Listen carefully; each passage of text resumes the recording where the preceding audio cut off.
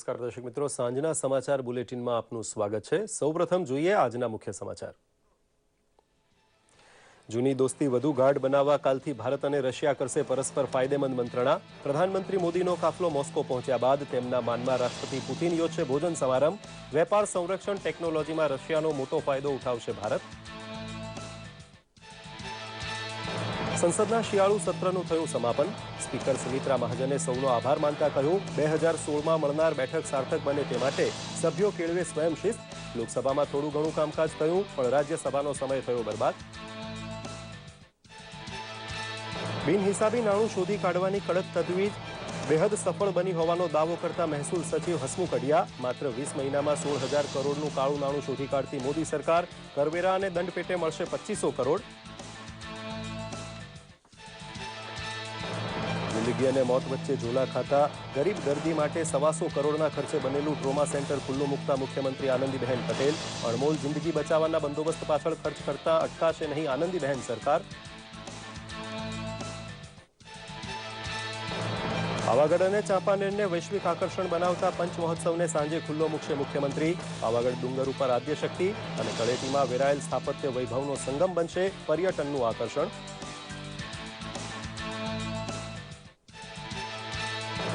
બહુમતીમાં અપક્ષ સભ્ય હોય તેવી એકમાત્ર ગોધરા નગરપાલિકામાં પ્રમુખ અને ઉપપ્રમુખ બની અપક્ષ તરીકે ચૂંટાયેલી 2 મહિલા। સ્થાનિક સ્વરાજ ચૂંટણીમાં ગોધરાનો જનાદેશ ગુજરાતમાં બન્યો યાદગાર।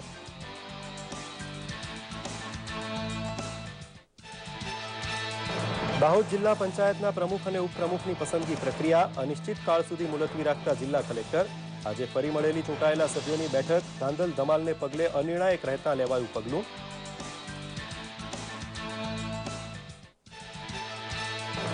અને હિમાલય પર્વતમાળામાં બરફવર્ષાને પગલે ઠંડુગાર બન્યું ગુજરાત। ટાઢોળું કાતિલ બનતા ગામડે ગામડે તાપણા બન્યા મદદગાર। તો નિશાળે જવાનું ટાળે છે ઠૂઠવાઠા છોકરા। જોઈએ સમાચાર વિગતવાર।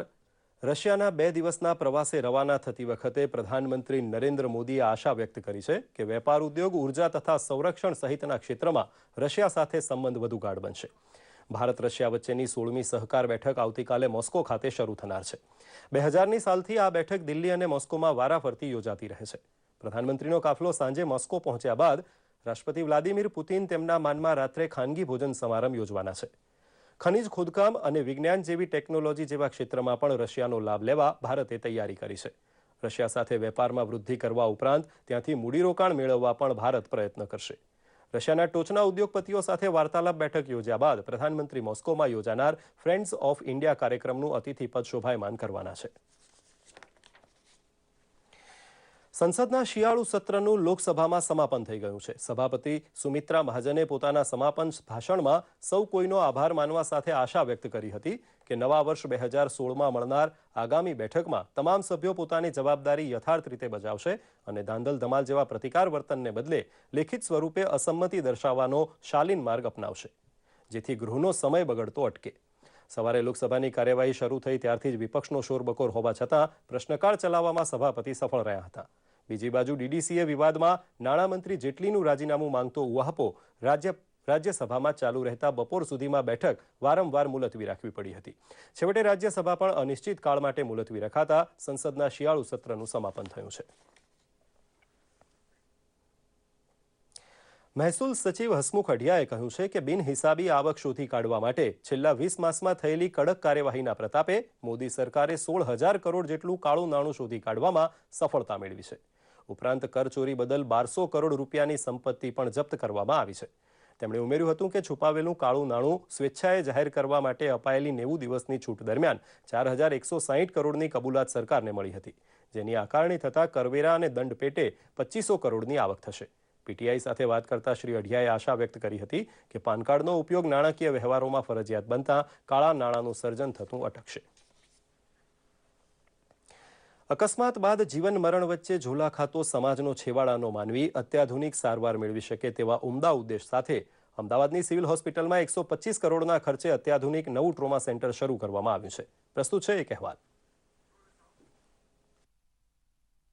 ખાનગી હોસ્પિટલ જેવી આધુનિક સુવિધાઓથી સજ્જ એવી અમદાવાદની સિવિલ હોસ્પિટલમાં દર્દીઓની સગવડમાં વધારો થાય અને તેઓને અત્યાધુનિક સારવાર મળી રહે તે માટે ખાસ નવા ટ્રોમા સેન્ટરનું નિર્માણ કરવામાં આવ્યું છે.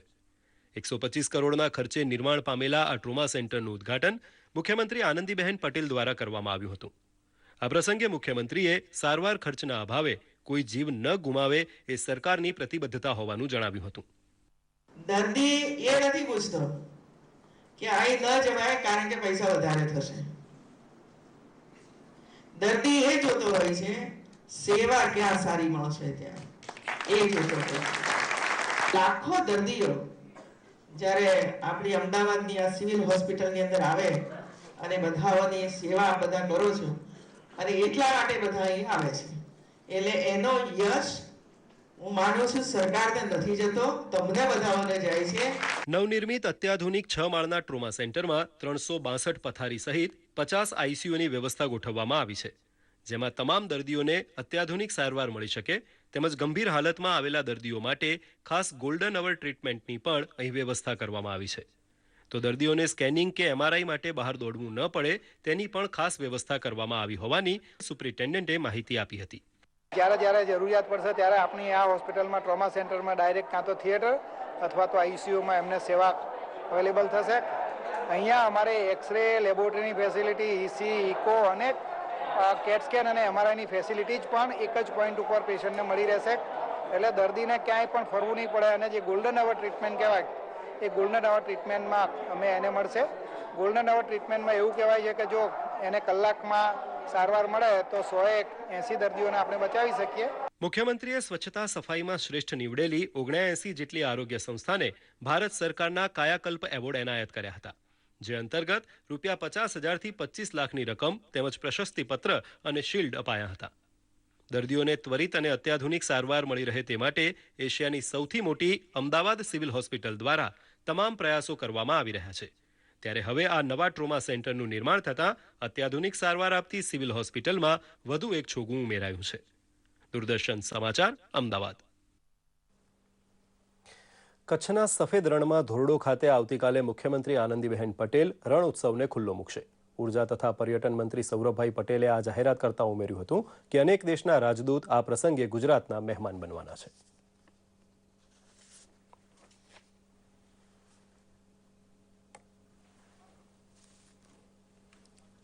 આ રણોત્સવનું આદરણીય મુખ્યમંત્રીશ્રી દ્વારા ઓપનિંગ છે અને હજારો લોકો દેશમાંથી અને દુનિયામાંથી 3 મહિનાની અંદર આ સુંદરતા જોવા આવવાના છે. નેપાળથી માંડી અનેક સાઉથ એશિયન દેશોના એમ્બેસેડર્સ બી કાલે આની અંદર હાજર રહેવાના છે. આજુબાજુના વિસ્તાર કાળા ડુંગરથી માંડી ધોળાવીરાથી માંડી અનેક ટુરિઝમ ડિપાર્ટમેન્ટે લોકોને આવવા જવા માટેની વ્યવસ્થા બી ગોઠવી છે. ફૂડ ક્રાફ્ટ અને હેન્ડીક્રાફ્ટ્સ કચ્છના અને આખા ગુજરાતના ત્યાં વેચાણ માટે બી મૂકવામાં આવશે. વિશ્વ વારસામાં જેને નામ આપવામાં આવ્યું છે તે ચાંપાનેરમાં પંચ મહોત્સવનો મુખ્યમંત્રી દ્વારા પ્રારંભ થવાની ઘડીઓ ગણાઈ રહી છે. ઐતિહાસિક સમૃદ્ધ વારસો, ભાતીગળ પરંપરા, લોક સંસ્કૃતિ, ધાર્મિક કાર્યક્રમો અને સ્વાદિષ્ટ ભોજન મળીને કુલ 5 મહોત્સવ અહીં યોજાશે, જે ડિસેમ્બર સુધી માણી શકાશે. વર્લ્ડ હેરિટેજમાં ચાંપાનેરને સ્થાન મળ્યાને એક દસકો વીતી જવા છતાં આ ઐતિહાસિક વારસાને માણવા પ્રવાસીઓ ખાસ ઉમટતા નથી. રાજ્યના અન્ય પ્રવાસન સ્થળોની જેમ જ ચાંપાનેરને વૈશ્વિક ઓળખ અપાવવા રાજ્ય સરકારે કમર કસી છે અને આયોજનના ભાગરૂપ 23થી 27 તારીખ સુધી ચાંપાનેરમાં પંચ મહોત્સવ યોજાશે. પંચમહાલના પાવાગઢમાં મા આદ્યશક્તિ રૂપે બિરાજે છે તેવા પાવાગઢ ડુંગર અને તેની તળેટીમાં આવેલા હિન્દુ મુસ્લિમ ઐતિહાસિક સ્થાપત્યો પ્રત્યે પણ સહેલાણીઓને આકર્ષિત કરાશે. સ્થાનિક સ્વરાજ સંસ્થાની હમણાં યોજાઈ ચૂકેલી ચૂંટણીમાં ગોધરા નગરપાલિકાનો કિસ્સો યાદગાર બને તો નવાઈ નહીં. ગોધરા નગરપાલિકાના ચૂંટાયેલા કુલ 44 સભ્યો પૈકી 26 જેટલા અપક્ષ હોવાથી પ્રમુખ ઉપપ્રમુખની પસંદગીનો વિવાદ થતાં મામલો વડી અદાલત સુધી પહોંચ્યો હતો.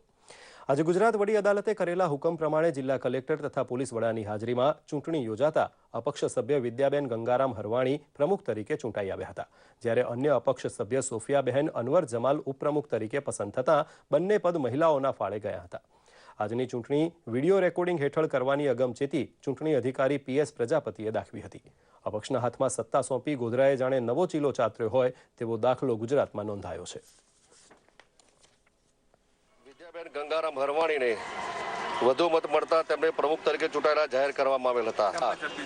વિજયાબેનને 26 મત મળેલા હતા અને અમીષાબેનને 18 મત મળેલા હતા. આ સોફિયા અનવર જમાલને 26 અને પંચાલ ઇરેન્દ્રકુમાર પૂનમચંદને 18 મત મળેલા હતા, જેથી સોફિયા અનવર જમાલને ઉપપ્રમુખ તરીકે વિજેતા જાહેર કરવામાં આવેલ. અને ચૂંટણીની કામગીરી નામદાર હાઈકોર્ટના ચુકાદા મુજબ નિષ્પક્ષ, તટસ્થ અને ચુસ્ત પોલીસ બંદોબસ્ત અને વિડીયોગ્રાફી દ્વારા પૂર્ણ કરવામાં આવેલ છે. બસ નગરપાલિકા મારો ધ્યેય એ જ છે કે ગોધરાનો વિકાસ એ જ મારો ધ્યેય. ગોધરા નગરપાલિકા મેન બને એ જ મારું ધ્યેય છે. મહાનગરપાલિકા અમે સાથે રહીને અમારી એકતાથી અને વિશ્વાસથી અમે આગળ વધીશું અને અમારા 5 વર્ષ અમે પૂરા કરીશું. દાહોદ જિલ્લા પંચાયતના ચૂંટાયેલા સભ્યો દ્વારા પ્રમુખ ઉપપ્રમુખની ચૂંટણી ગઈકાલે ધાંધલ ધમાલને પગલે મોકૂફ રહ્યા બાદ આજે ફરીથી બેઠક બોલાવવામાં આવી હતી. જિલ્લા કલેક્ટર M.A. ગાંધીની હાજરીમાં આજની બેઠક પણ તોફાની અને અનિર્ણાયક બની રહેતા ચૂંટણી પાછી ઠેલાઈ હતી. જિલ્લા કલેક્ટરે જાહેર કર્યું છે કે હવે આગામી બેઠક ગાંધીનગરથી સક્ષમ સત્તાવાળા તરફથી સૂચના મળે નહીં ત્યાં સુધી મુલતવી રખાઈ છે. જે રીતે ચૂંટણીને લગત નિયમ અનુસારની જોગવાઈ છે તે પ્રમાણેની કાર્યવાહી ચાલી જ શકી નથી.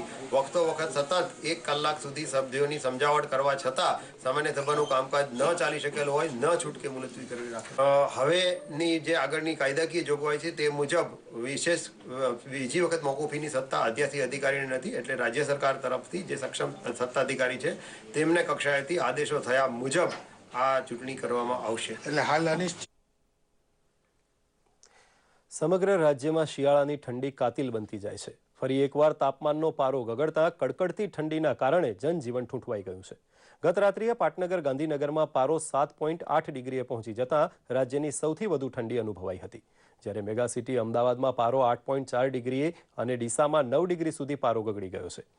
આ તરફ રાજ્યના સૌથી ઠંડા શહેર નલિયા સહિત કચ્છમાં પણ કડકડતી ઠંડીએ ખેતી, પશુપાલન, માછીમારી જેવા વ્યવસાયને અસર પહોંચાડી છે. તો વહેલી સવારે શાળાએ જતા બાળકોની મુશ્કેલીમાં પણ વધારો કરી દીધો છે. તો આ તરફ કચ્છના ધોરડોના રણોત્સવમાં મહાલવા આવેલા દેશ વિદેશના પ્રવાસીઓ બર્ફીલા પ્રદેશનો અનુભવ કરી રહ્યા છે.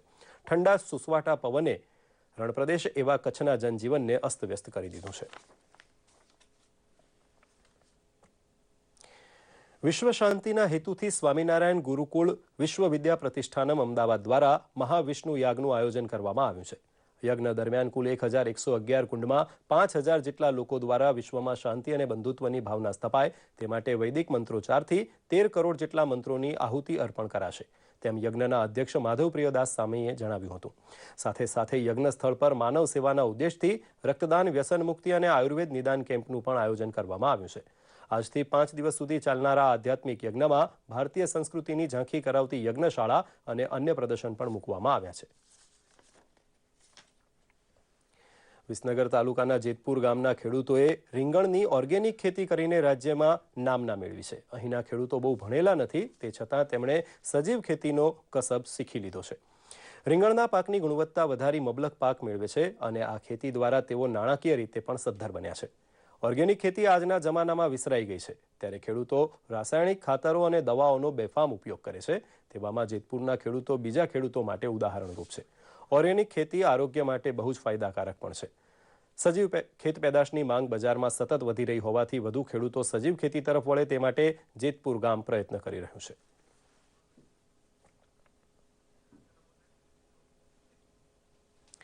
તો આ સાથે જ આ સમાચાર બુલેટિન અહીં સમાપ્ત કરીએ છીએ. નમસ્કાર.